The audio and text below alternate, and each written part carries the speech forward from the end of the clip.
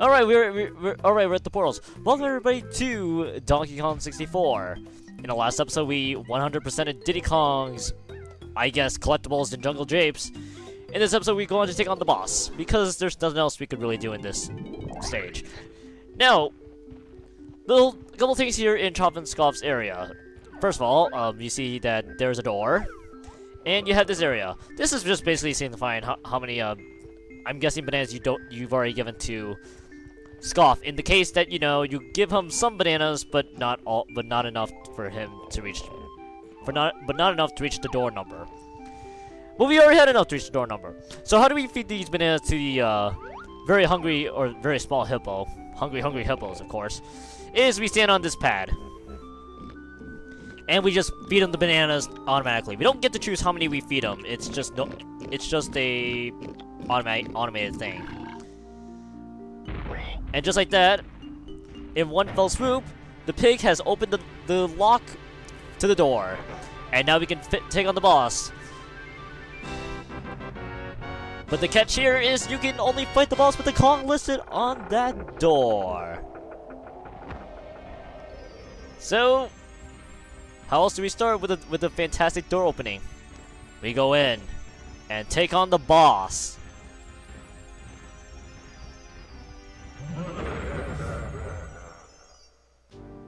Alright. This is a boss that apparently needs no introduction, because he just rolls in. This is an armadillo with a very metallic cage, with some blasters on the side. I forgot what I think his name is called Armadillo, but I believe that's his title. This is a very simplistic boss because all you gotta do is dodge projectiles that's being thrown at you. These are all fireball-esque projectiles.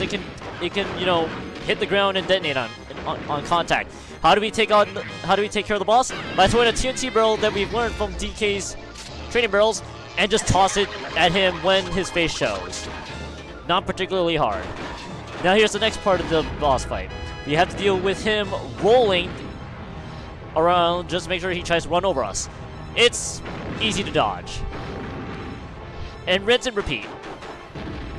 It can get a bit tougher, like there, because I just got hit. But yeah, we pretty much just chuck a TNT barrel and then hope that we can take care of him. Really not a hard boss. We just gotta rinse and repeat on this one. So this should be phase 3, and I believe Armadillo in this boss fight takes 3 iterations to finish.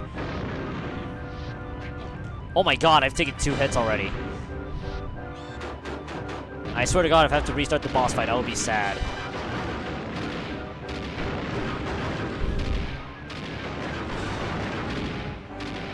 Come on.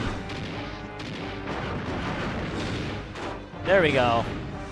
Go down, Armadillo! Your time is over.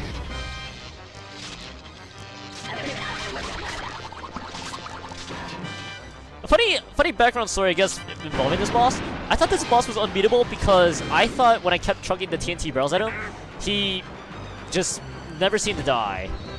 It turns out I was too impatient. He only took 3 hits, and that was it. But I always, for some reason, growing up, could never beat the game because I thought he took too many hits, or I thought he just had unlimited hits. It's kind of a weird thing with this game growing up. I'm just tugging some TNT barrels around because, you know, we're gonna have to revisit those again. Alright. That's enough of that. Let's get the key! And just like that, 5 minutes in, we've taken care of the boss. And Squawk is pretty much reiterating to us that is the key required to open Kalum's cage. Okay, now that we've taken care of the boss, the portal disappears around the entire map, pretty much signifying you can't fight the boss again even if you tried. So, yep, all the Chop and Scoff portals are gone away from the map, so we will never have to see it again at all. Alright, faster way to take care of this is to just exit the level. By exiting the level, you are just taking back to the lobby, so nothing Powerful sauce. Also, something I forgot to explain in the actually really the first episode of this game. Each lobby actually has a banana, a golden banana you can collect for a certain Kong. I didn't show it off because we have to wait later. So yeah, that's the crummy part about that golden banana here there at the lobby. Alright. Well, we've got ourselves a key. Why not go to K. Lumsey and, you know, pay a visit now that we have a key? Yeah, Jungle Japes itself, when we go through the first iteration, is a really short area.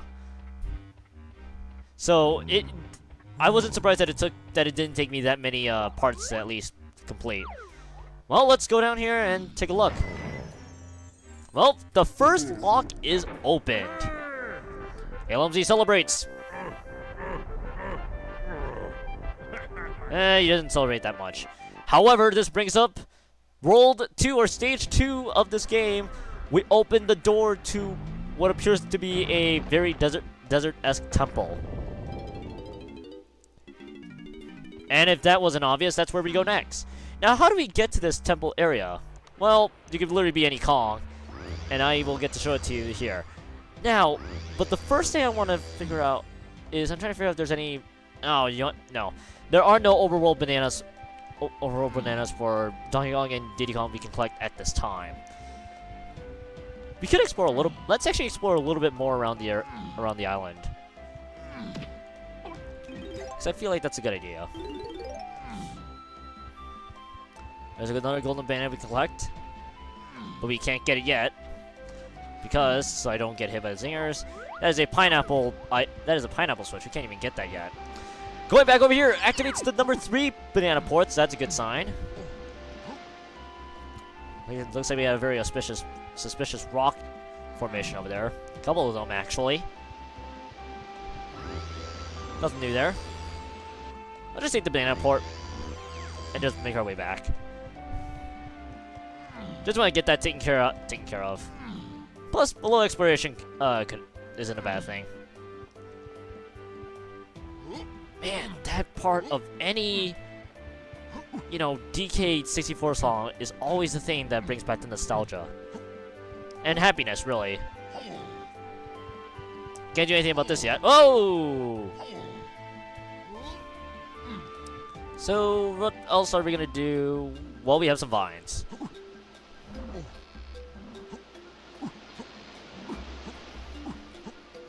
There we go. Ah! No! No! No, Zinger. You will not be hitting me or targeting me at all. And going up to and this is where we go to access, you know, World 2. Since that area opened up. We also unlock Banana Port 2 this way too as well. Puns unintended. Also exploring a couple of these areas. We can't even do anything about those quite yet. So we'll have to take care of that in a much later time. And how much time? Wow, we have a lot of time. Let's do it! Actually, should we do it? Yeah, we should.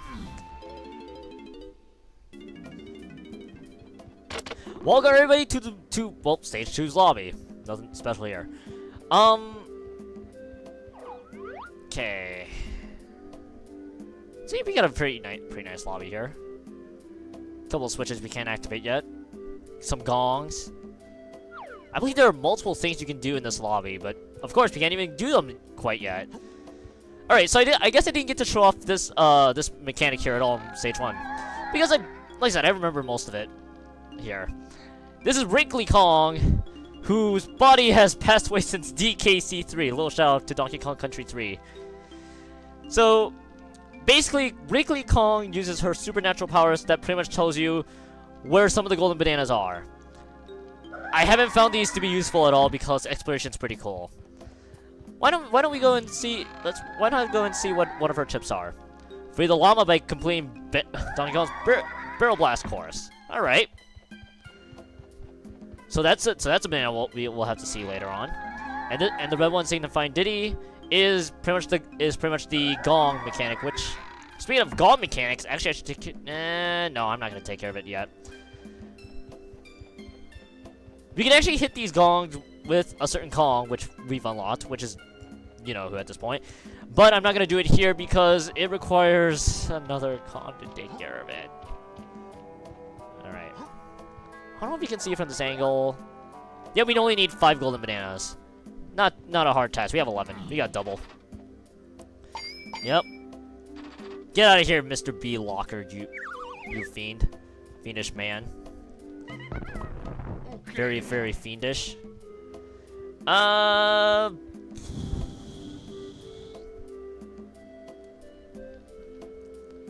know what? I will...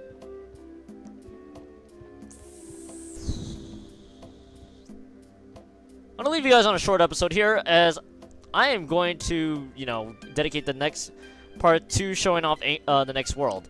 So next time on Donkey Kong 64, we will go and figure out really what this next world really is. Although, based on what this theme looks like, it's probably a desert theme. knowing most things. See you guys later.